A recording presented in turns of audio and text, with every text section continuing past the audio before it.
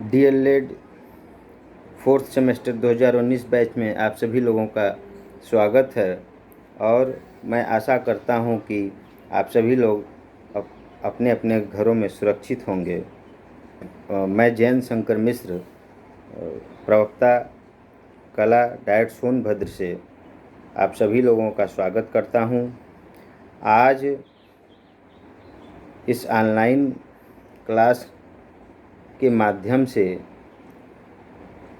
मैं आप लोगों को दृश्य कला या रूपप्रद कला, जिसे विजुअल आर्ट के नाम से जानते हैं, को पढ़ाऊंगा। इसके प्रमुख शिक्षण बिंदु हैं कला का संक्षिप्त परिचय, दृश्यात्मक कलाओं का महत्व, दृश्यात्मक कला के प्रकार, कला के अंग एवं तत्व। वास्तव में दृश्य कला से मेरा तात्पर्य उस कला से है जो हमें दृश्य होता है, दिखलाई देता है या जो हम देख सकते हैं। देखने योग्य कला जो सुंदर ही हो सकता है, अर्थात जैसे चित्र, पेंटिंग, स्कल्पचर यानी मूर्ति, पॉटरी, बर्तन संबंधित कला और स्थापत्य कला, जिसे देख करके हम अपने आँखों से रसास्वादन करते हैं, इसका यह दृश्य कला कहलाती है। वैसे तो प्रकृति में हम सभी विभिन्न वस्तुओं को देखते हैं, परंतु कला के दृष्टिकोण से देखने पर उस वस्तु में एक विशेष प्रभाव उत्पन्न हो जाता है। सर्वप्रथम कला शब्द का प्रयोग ऋग्वेद में हुआ था। कला कल धातु से बना हुआ है। यह संस्कृत भाषा का शब्द है। वास्तव में भारतीय कला एक दर्शन है। इसका अर्थ सुंदर, मधुर, कोमल, सुख देने वाला हो सकता है। मनुष्य की रचना जो उसके जीवन में आनंद प्रदान करती है, वह कला कहलाती है। कला शब्द का प्रयोग यथार्थवादी रूप से भरत मुनि ने अपने नाट्यशास्त्र में प्रथम शताब्दी में किया था। न तज्ज्ञानम न तच्छिल्पम न साविधा न स कला, अर्थात ऐसा कोई ज्ञान नहीं है, ऐसा कोई शिल्प नहीं है, ऐसी कोई विद्या नहीं है, ऐसा कोई विषय नहीं है जिसमें कला न हो। प्राचीन समय में कला को हस्तशिल्प या शिल्प कला के नाम से जानते थे और इसका प्रयोग मनोरंजन के रूप में किया जाता था। परंतु आज के परिवेश में कला बहुत विकसित हो चुकी है, इसका विकास हो चुका है। अब कला सिर्फ सजावट के सामान तक सीमित नहीं रह गया है। अब जो है यह एक विशेष उद्देश्य की पूर्ति के लिए भी किया जाता है।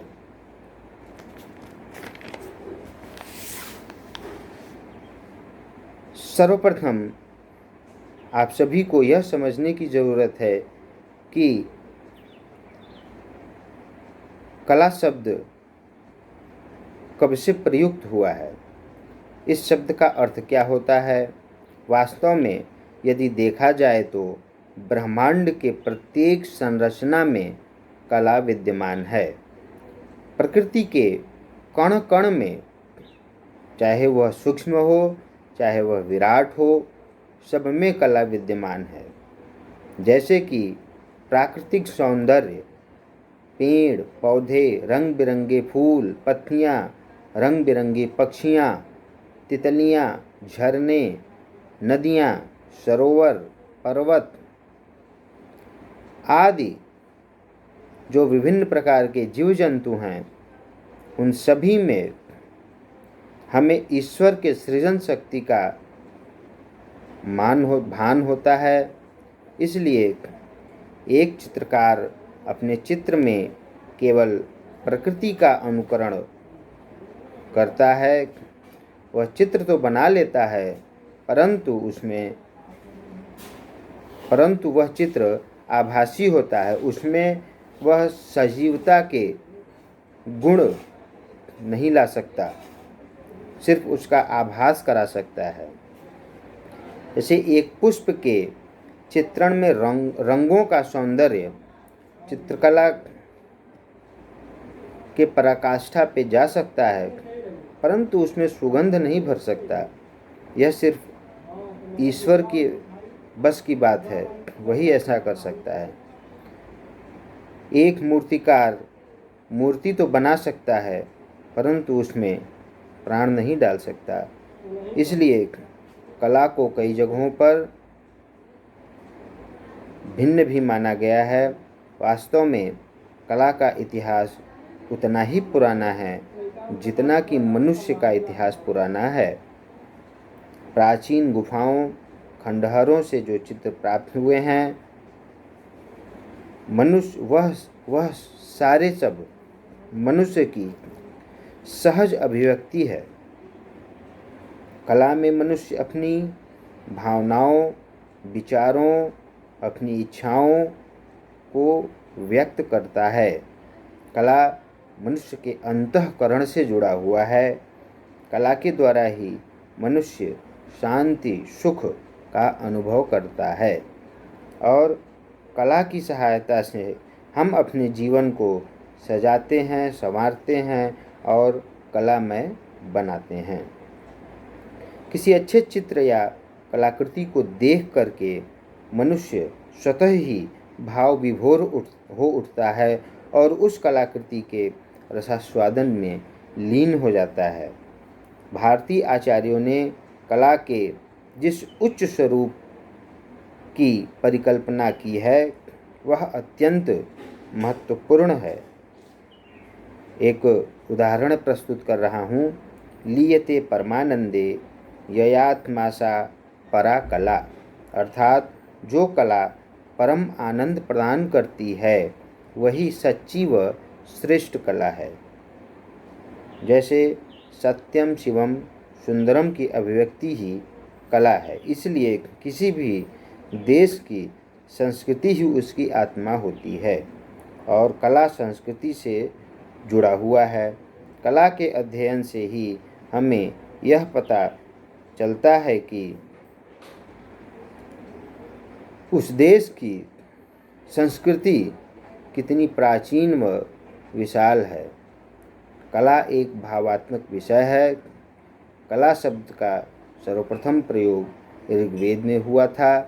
यह कल धातु से बना हुआ है जिसका अर्थ होता है प्रेरित करना। यह संस्कृत भाषा का शब्द है।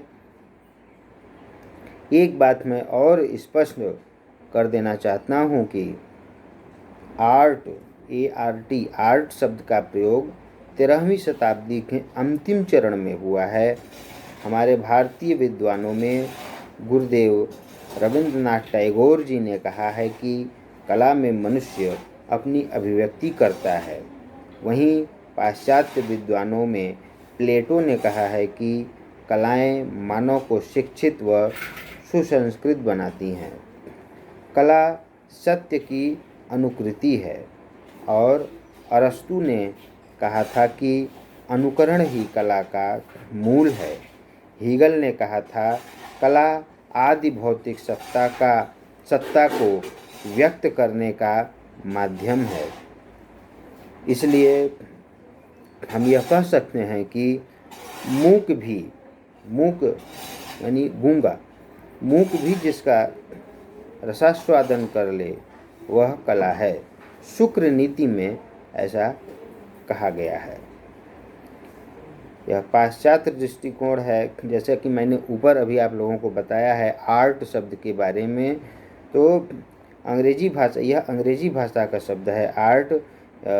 फ्रेंच में इसे आर्ट व लैटिन भाषा में इसे आर्टम और आर्स से कला को व्यक्त हम किसी राजा का चित्रण कर रहे हैं तो उसके वेशभूषा में, उसके चेहरे के भाव भंगिमा में या उसके चेहरे की बनावट में, और एक सैनिक, यदि उसी चित्रण में एक सैनिक का भी चित्र है तो उसके वेशभूषा में और उसके चेहरे के बनावट में हम अंतर करते हैं, तभी जाकर के यह महसूस हो पाएगा देखने वाले को, दर्शक को, कि रूप में भेद है कि नहीं। क्योंकि राजा अगर सैनिक की तरह और सैनिक यदि अगर राजा की तरह चित्र में बना दिया जाए तो चित्र का कोई अर्थ ही नहीं रह जाता है।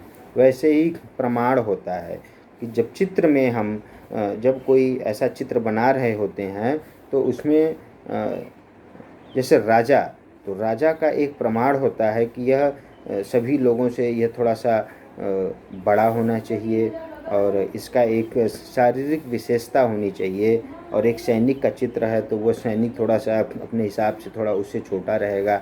या जैसे हम कोई अलौकिक चित्र बना रहे होते हैं, जैसे कोई देवता बना रहे होते हैं तो देवताओं का भी चित्र थोड़ा प्रमाण के आधार पर बनते हैं। वह करीब करीब 10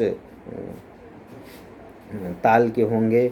या किसी हम दैत्य का ऐसा चित्र बना रहे होते हैं तो वह भीम काय रूप में होंगे और जैसे 12 ताल के हो सकते हैं।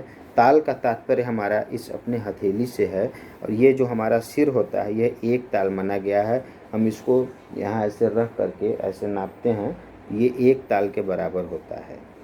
तो हमारे प्राचीन काल में जब चित्र बनता था तो आदर्श जो है ताल कहलाता था।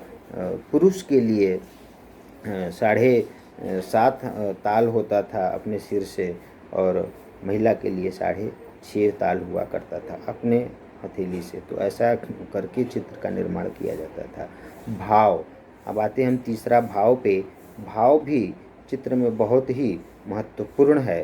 भाव के द्वारा हम यह व्यक्त करते हैं चित्र में कि जो चित्र बनाया जा रहा है उसमें हम भाव का तात्पर्य यहाँ रस सिद्धांत से भी चला जाता है कि जैसे वह करुण रस में है, उस कौन सा भाव दिख रहा है, वह वो प्रसन्न मुद्रा में है, वीर रस में है, वीरता भरी दृष्टिकोण से बनाया जा रहा है, या उसके अंदर कोई स्त्री का चित्रण है तो वह ममता भरा हुआ है, या उसके प्रेम के साथ ऐसा कुछ बनाया जा रहा है।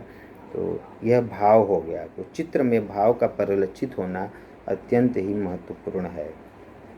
लावण्य योजना, लावण्य योजना का तात्पर्य ये है कि जैसे हम किसी